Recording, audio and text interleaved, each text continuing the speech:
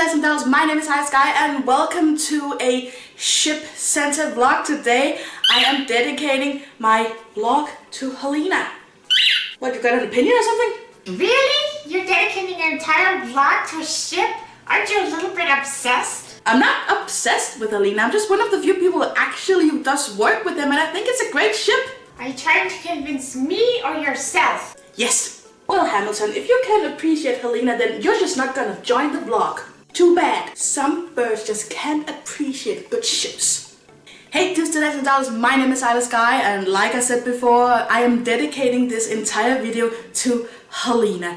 If you're not following my Ayla YouTube channel, which is weird because I think most people who are actually watching me here probably knows me from Ayla. Basically, Ayla is my main big question mark YouTube channel that I've had for like almost 8 years, and I do non-Disney crossovers on them.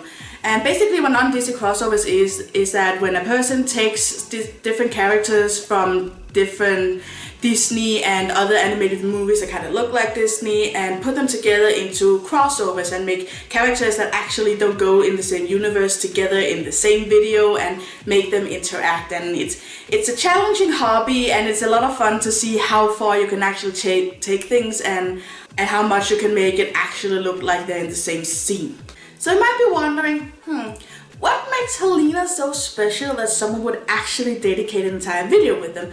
Well, if you do know me from Ayla, you'll know that I am not just one of the, but actually the first person to actually put Holli and Thumbelina together in an actual romantic video.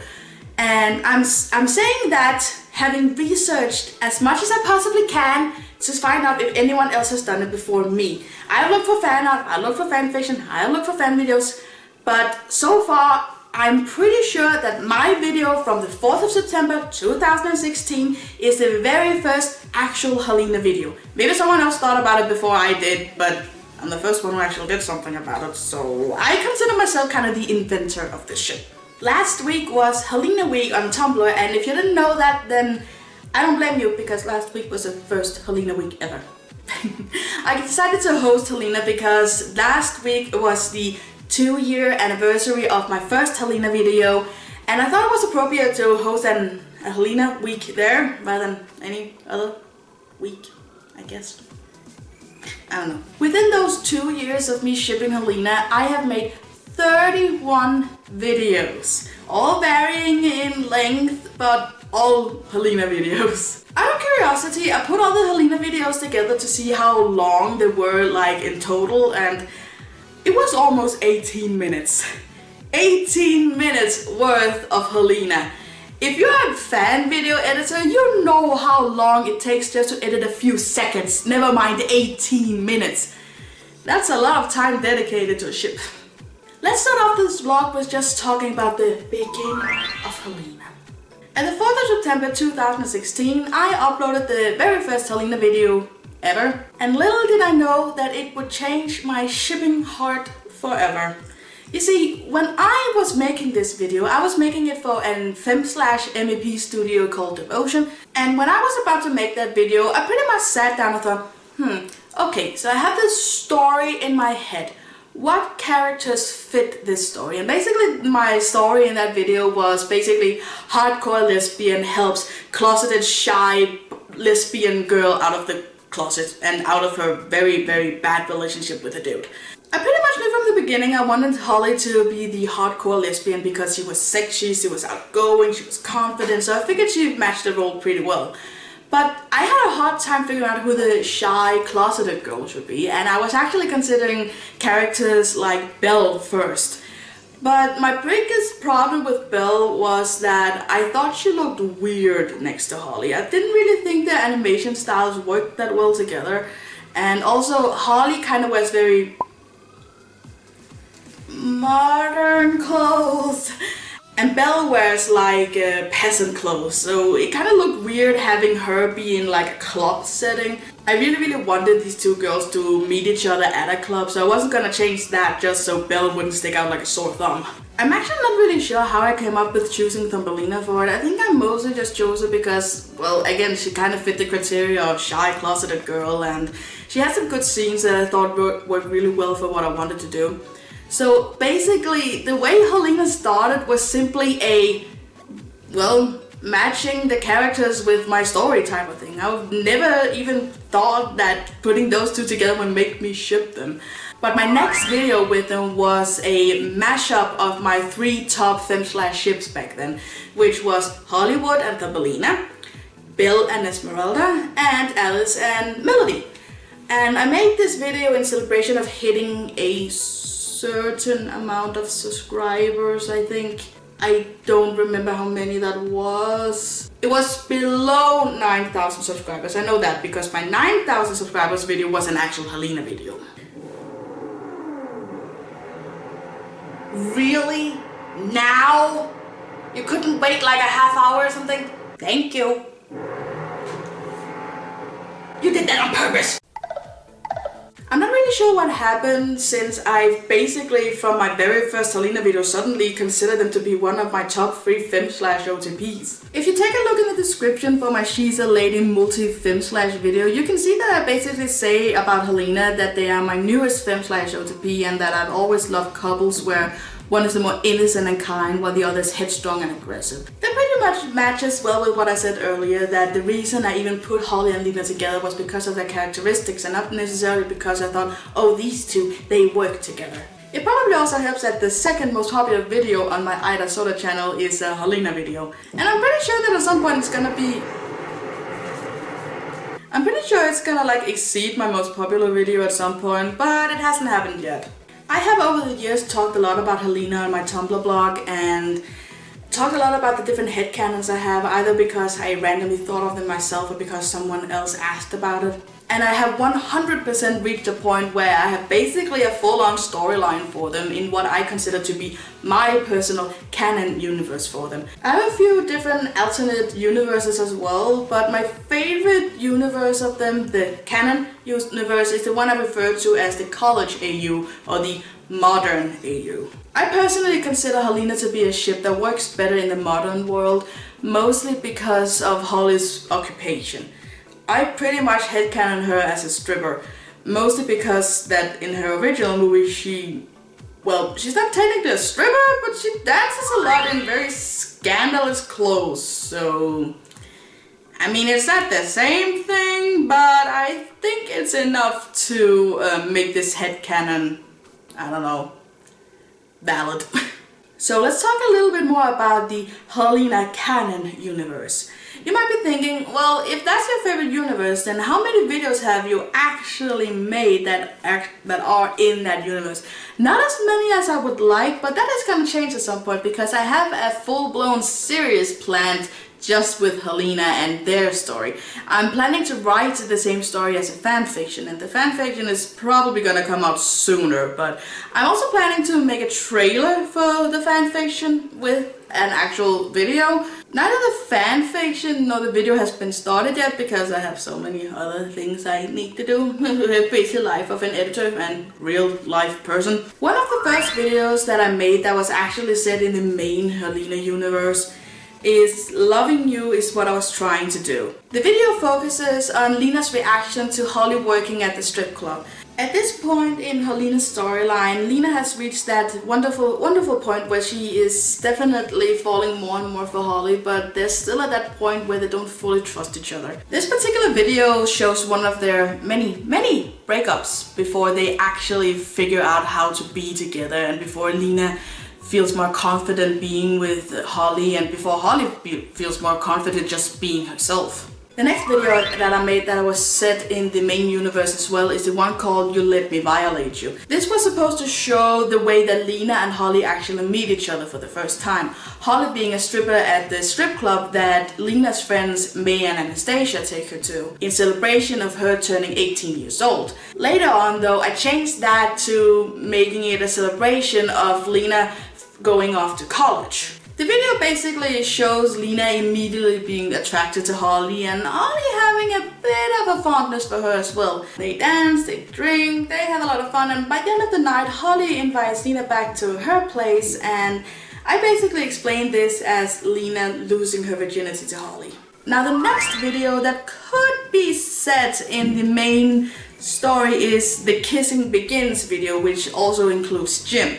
I have always headcanoned Jim to be Lina's best friend slash the boy she briefly went out with in high school in order to hide the fact that she was gay. In this video it is shown that Holli and Lina are 100% attracted to each other, but Lina isn't ready to come out yet. So Jim, being the great guy friend that he is pretending to be her boyfriend while she sneaks off with Holli. I have always headcanoned Jim to have at one point in his friendship with Lina having a bit of a crush on her, but it was never something major because in the long run he can't really see her as anything more than a little sister. So the crushing was very, very brief, and mostly he is overprotective of her and a little bit apprehensive about Holli, but only at the beginning. It doesn't take him very long before he can see that Holli is actually a pretty great girl. Now the reason why this isn't truly in the main story is because, well, by the time Lina meets Holli, when Lina has just started in college, she is pretty much out and proud, or at the very least she's out and proud to her friends. So she isn't dating Jim in order to hide it. That was more something she went through on her own with Jim back in high school before she even met Holli. So that's why this video isn't really the main story. It's more of a spin-off. It's a fun idea, but it's not really in the main story kind of thing. Now, a video that is 100% set in the main story slash the college AU is the I Won't Say I'm in Love video, which focuses on Holli's, well, struggle to accept the fact that she's actually falling for Lina. I haven't really made any videos that shows what happened after Holli and Lina had sex, but before Holli started struggling with her feelings for Lina. The thing that happens is that Holli isn't aware that Lina is going to start at the actual same college as her, and Lina doesn't realize that either. But when Lina meets Holli at the college, she's really excited because she's kind of developed a puppy love crush on her, sort of, while Holli definitely considered to be more of a one-night stand. But Lina is her usual sweet, kind, really generous, loving self, and Holli can't really help but kind of fall for it because she hasn't really met anyone who is as good as Lina is ever in her life. But she has a really hard time trusting her and trusting her own heart because of her past. And I'll get into that in a second, but let's stay with the videos for now. That's actually it. Those are the only videos I have made that could be set in the main story. There's a lot of other videos that could be like spin-off ideas that could kind of happen, but it's not really something I would consider to be canon in the main story. My second favorite alternate universe with Hollina is the high school AU, which is, it's similar to the college AU, but there are some significant differences. One of them being that in the high school AU, they're actually supposed to be the same age. In the college AU, Lina is a freshman while Holli is a senior? I'm not 100% sure, but I'm pretty sure that I made Lina be 18 years old and Holli be 21 years old in the college AU. So in the high school AU, they're supposed to be in the same class, so they have to be a little bit closer in age. But Lina's still like the youngest one in the class and Holli's one of the older ones. One of the big differences between the college AU and the high school AU is that high school Holli is a lot more, not confident, but a little bit more bold and outspoken about her feelings for Lina. While college Holli is a little bit more drawn back and kinda in denial about her feelings, high school Holli has a harder time believing that Lina would have feelings for her as well. I have written a 1K fanfic that takes place in the high school AU, which is the one called Competing for a Kiss, link in the description. Now, another way to really show the difference between the college AU and the high school AU is that one of the videos that I believe belongs to the high school AU is the crush song video I've made with Hollina. That video, basically it's about Holli listing the reasons why Lina should date her, and that's very much high school Holli rather than college Holli.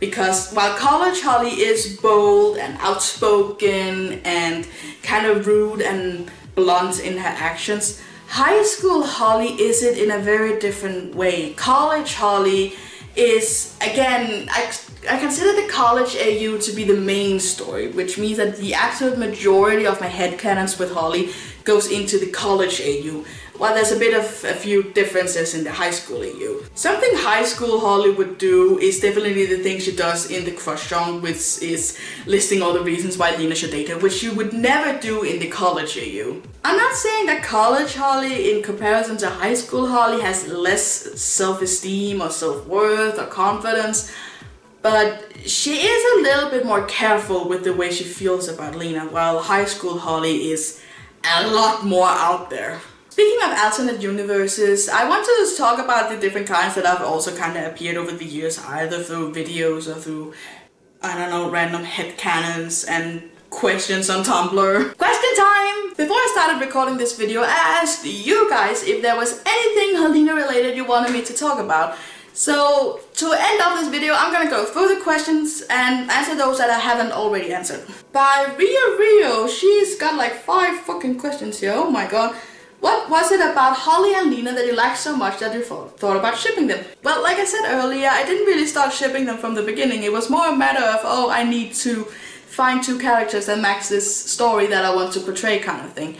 But I think the thing that I really feel about with Hollina is that I've always loved characters and ships that are very like in stark contrast to each other. Holli is a tall, sexy, confident bombshell of a woman, and Lina is like romantic, an idealist, kind of naive. Even though she's kind of naive and idealistic, her movie also shows that she is kind of wishy-washy. Like, she goes from one moment being 100% sure that she's gonna find a way home, and then she's basically like, oh, I'll never find my way home. So to me, that shows that Lina is a little bit, not necessarily wishy-washy, that's perhaps a little bit too negative, but she is a little like unsure, not 100% confident in everything she does. I like one character being more like vulgar and rude and hardcore, so to speak, and the other one being more of a soft little munchkin.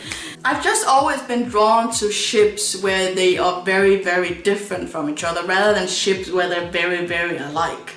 I kind of find that a little bit boring. Why did you choose Shanti as the adopted child? I don't remember. I think the reason I chose Shanti is simply because I've always really wanted to edit with her. I've always liked her design, both in the first movie and the second movie, and I think as a child I related a lot to her, though I can't really remember why. I think it was because she was pretty mature and practical and such, and I was always this like overly mature that no one really wants to play with, because they wanted to play magical ponies and super hamsters and I wanted to read a book. What is it about the ship that keeps you motivated to keep making more edits of them? Again, I think it's just basically the contrast between Holli and Lina. Also, there's a fact that no one else really edits with them. Like, there's been a few editors, a few really good editors who have edited with them, but I'm the only one who edits with them like a lot, which is fine. I don't mind doing that like at all. I have no problem with it, but I also don't have a problem with anyone else editing with them. Wink, wink. But basically, I think the main reason I keep coming back to Hollina is because there's such undiscovered territory. Like, Holli nor Thumbelina edited with a lot in general, and together even less. So I feel like I have this like blank canvas that I get to fill out myself, like a blank space where I can write whatever the hell I want. You can't really do that with most non-Disney characters, because everyone has already done that, and I was the first one to do it with Hollina, so I kind of feel like they're a little bit special in that way because I got to do that first, okay? I was the one who did that shit first. So they're kind of like, they become my babies, you know? Like, I want to make their story, I want to create an actual story with them. So I think it's a mix of, they're basically mine, in the sense that I'm the only one who really works with them, and them being, well, basically what I love about ships, like the stark contrast, like a good mix of happy fluffiness and also like there's some potential for angst in there too. What is your personal headcanon for this ship? What, just one? You think I have just one headcanon? I've got a lot, girl. You're gonna have to be more specific than that. Will you ever create an AU like with the why you gotta be so rude edit and continue to build that story?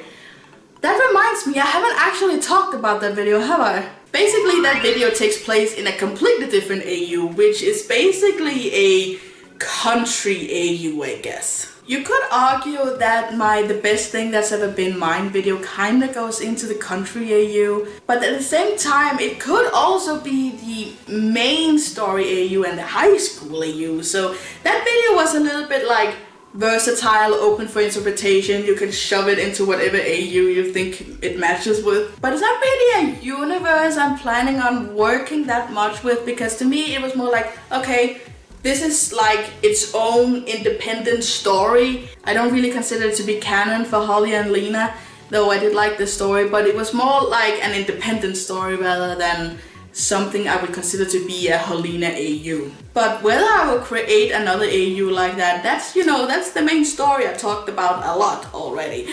There's already a few videos based on the main story, but I have yet to make the actual main story, which I have said it before and I'll say it again, it will become a fanfic and it will become a full-blown crossover series. But it's gonna take some time, people. Please be patient. Miracles always take a little time. What inspired you to start shipping Hollina? Kinda already answered that, right? Have you ever thought about any Genderbend Hollina AUs? Now see, the answer is no. Not because I would find it uninteresting if someone else did it, but it's not really something I see myself doing because I just like Hollina the way they are. Who do you guys think would make good Genderbend versions of Hollina? According to you, who was the first to crush on the other and who made the first step? I personally think Holli, but I want to know what you think. I appreciate that. Now, like I said before, the college / main story for Hollina is basically that Holli and Lina have sex together, Lina develops actual romantic feelings for her and kind of pursues her, so to speak. And that basically results in Holli actually falling for her as well. So my personal take on it, at least in that version, is that Lina falls in love with Holli first, and she does pursue her, but she doesn't really pursue her the same way that Holli would pursue her. Despite Holli being very openly sexual, she's not very romantic, and that's why I think that in terms of romance, then Lina would be much more forward and much more open towards it, while Holli is a little bit more apprehensive because, again, due to her past. So to me personally, my answer would have to be that Lina is the one to take the first step, at least in the college / main story. With the high school AU though, Holli is 100% the one to make the first move. You created a lot of AUs, even supernatural ones involved with them. Which is your favorite? That's like asking which is your favorite type of candy. I love all the candy. No, in all honesty, it's probably the college / main story because it's my main story for a reason. But in terms of supernatural AUs, I think I like the Red Riding Hood and the wolf story the best. If it has to be like supernatural at least. Oh wait, that's right, I made a genie version too of Holli. That's right, that's also a supernatural one. Ooh, and a vampire one too, oh my god. And a mermaid one. Oh my god, how the hell do I not remember this shit? There's a witches one too. Oh my god, someone open my brain and check if I've gotten Alzheimer's. How do I not remember my own Hollina videos? So, there's the mermaid one, there's the witches one, there's the vampire one, there is the Little Red Riding Hood one. Oh my god. Out of those I just said, I'm still gonna have to go with the wolf and Little Red Riding Hood one. But I did like the witches one too, because I think if I remember correctly, which I don't know if I do, because I just realized I have forgotten my own goddamn Hollina videos, so what the hell do I know? But if I remember correctly, then I made Lina basically be Holli's apprentice, and that's always kind of fun. So I like the witches one too, mostly because I got to do magic, and that's always fun. I could maybe make a video with that too. I kind of love the design I came up with for Lina in that one. Have you always cared for both characters? No, actually. I mean, I grew up loving the Thumbelina movie, but it was never one of the movies that I rewatched a lot. Like, it wasn't a Disney movie, for example. Like, The Hunchback of Notre Dame, for example, is my favorite Disney movie of all time, and I basically had it on repeat on my old ass TV, which had like a VHS player built into it. And do you people even know what a VHS player is anymore? It's kind of dead. Not that I'm complaining, VHS players were shit. You had to like rewind the fucking tape in order to actually watch it, and that was stupid. And I always got so scared when it was done rewinding because it would like pop out of the TV, and it scared me, okay? I would always try to stop it before it actually did that because I always low-key got a heart attack whenever that happened. But as for Holli and Cool World, I mean, Cool World isn't really a good movie, like, in any way. I mean, it's not terrible. I've seen worse, but it's not a good movie. But that being said, Holli is like the only enjoyable thing in that movie, at least for me personally. Because I love the way she's animated, I kind of love her, I love her goal, I love her motivation, so to speak. And I love how she's like, she's willing to go above and beyond for something that's stupid. And if you watch the movie, you know what I mean when I say stupid. How did you find out that Holli existed? What's that supposed to mean? You think that Holli didn't exist until my videos? Maybe you did actually, I wouldn't blame you. The movie Holli is from, called Cool World, is in the same category as Who Framed Roger Rabbit, in the sense that it is animation and live action put together. It was made by Ralph Bakshi, who was notorious for making animated movies not intended for children but actually for adults. And if you have seen any of Ralph Bakshi's work, you know what I mean by that. It's often very sexual, very vulgar, very violent. It's definitely not for kiddies. And Cool World is not for kids either. But it's a little less Ralph Bakshi, and there is a very good reason why Cool World, unlike all his other movies, never got like a cool cult following. It was shit. And I really mean that. Cool World is a bad movie. Again, not terrible, but it's a bad movie, but it's not Ralph Bakshi's fault. I'm not gonna get into like a whole essay about how it's not his fault, so I'm just gonna leave a link in the description to Nostalgia Critic's review of Cool World, because he goes into great details about how like the production company was to blame for the hot mess that was Cool World.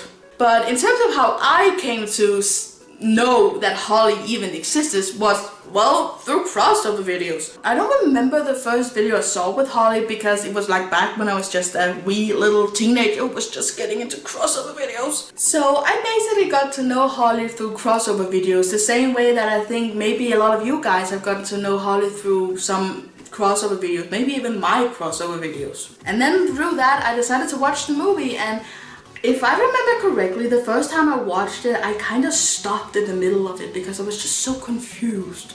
Like, I didn't understand what was going on. And again, knowing the story of how Cool World came to be, it's not my fault that I was confused, okay? It was a confusing mess in general. And now it is time to go through Holli's past. If you followed me while I was participating in 2017 MX Disney, you'll know that I entered that contest with Holli. In my round 4 video with Holli for MX Disney, I got into Holli's background story in that universe. I have later on decided that I actually kind of like the past I came up with in that video and have made it Holli's actual past in my Hollina crossovers as well. Even though my MX Disney playlist isn't centered around Hollina, like at all, but centered around the contest, there is a few headcanons from that MX Disney series that has actually made it into the Hollina crossovers. One of the biggest one being Holli's story in round 4. I'm not gonna go into like really deep digging details because you can kind of just go and watch the video on your own, but I am gonna say a few things and to basically summarize what happens. So right now I feel like I should give like a disclaimer / warning because Holli's past story isn't a very happy, positive one. So what I'm going to be talking about now is prostitution and rape. Feel free to skip this part. Basically what I consider to be Holli's past is that she happened because her mother portrayed as Aurora in MX Disney, but I have later on decided to portray her as Madeline in the actual main story. Back then I named Holli's mother Roxanne because I wanted to give her a famous prostitute name, and I decided to name her after the song Roxanne.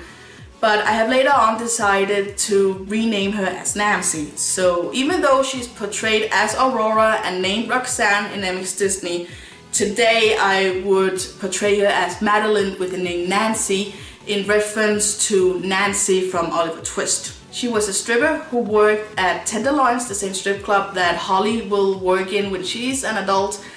And basically she got a bit of, shall we say, a fan from one of the men who came there regularly, who then decided to rape her one evening, resulting in her getting pregnant and winding up giving birth to Holli.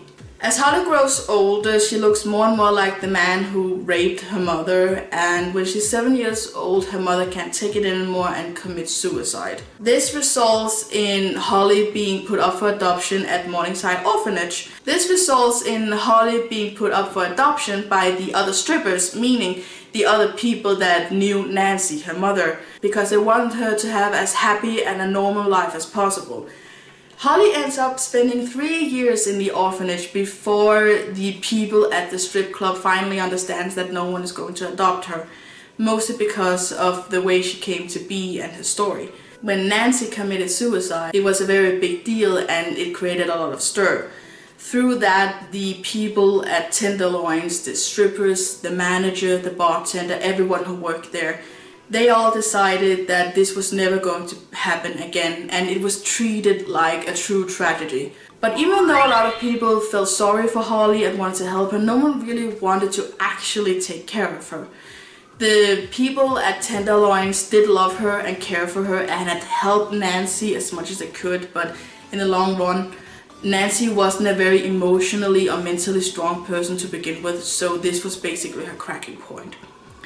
When Holli is 10 years old, meaning when she spent 3 years at Morningside Orphanage, she will then be taken in by mostly the strippers from Tenderloins, who will then take care of her as their daughter.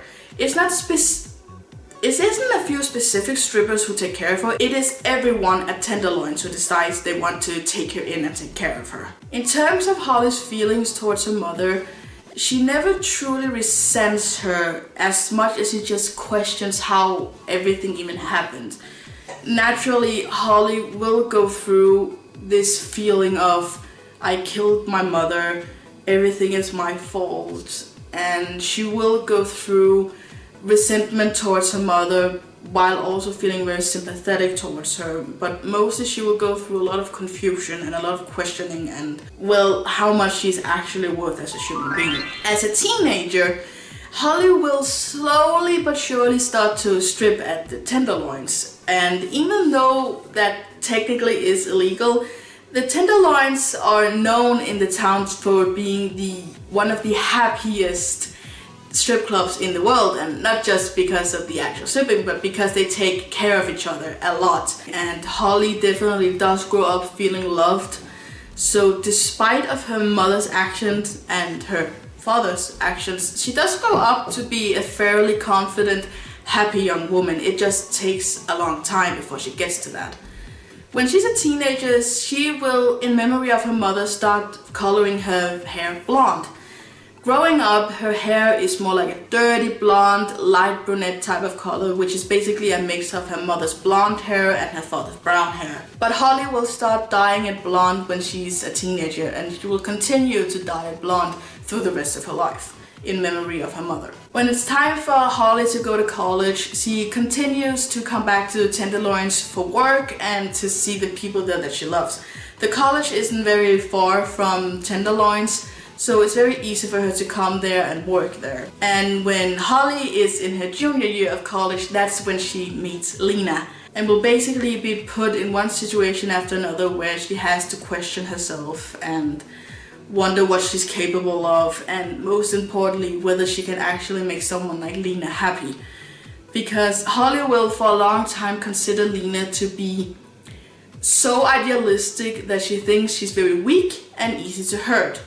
But that is actually not the case. Lina is much more strong-willed and a lot more confident and a lot more confident than Holli will give her credit for. Holli will, at the beginning of getting to know Lina, definitely do her best to try and actually get rid of her, make sure she isn't interested. Both as a way to protect Lina, but also to protect herself. But as time goes by and both girls get to know each other, and Lina getting to understand Holli more and more, and there through, well, knowing how to handle her, knowing how to handle her outbursts, her nightmares, and so forth, they will create a bond, a very special bond that goes kind of beyond just a romantic one. They need each other in a way that people won't really truly understand, but most people will be accepting and happy with that relationship. The people in Holli's life are mostly the other strippers at Tenderloins, and I have a few characters in mind for the strippers there.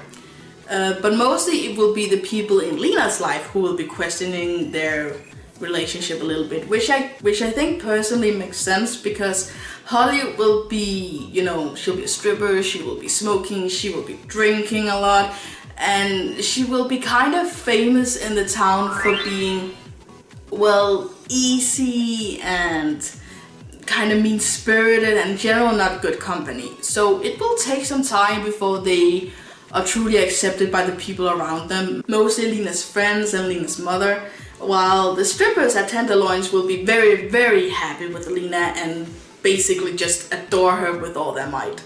Now that I'm talking about the strippers, I feel like I should mention that I headcanon Jessica Rabbit to be Holli's best friend and also a fellow stripper at the strip club. She will be married the same way she is in her original movie and be asexual, but she won't be married to a rabbit, for obvious reasons. And I want her to be like Holli's opposite in a lot of ways, but also someone who understands Holli's struggles a lot more than maybe the others do.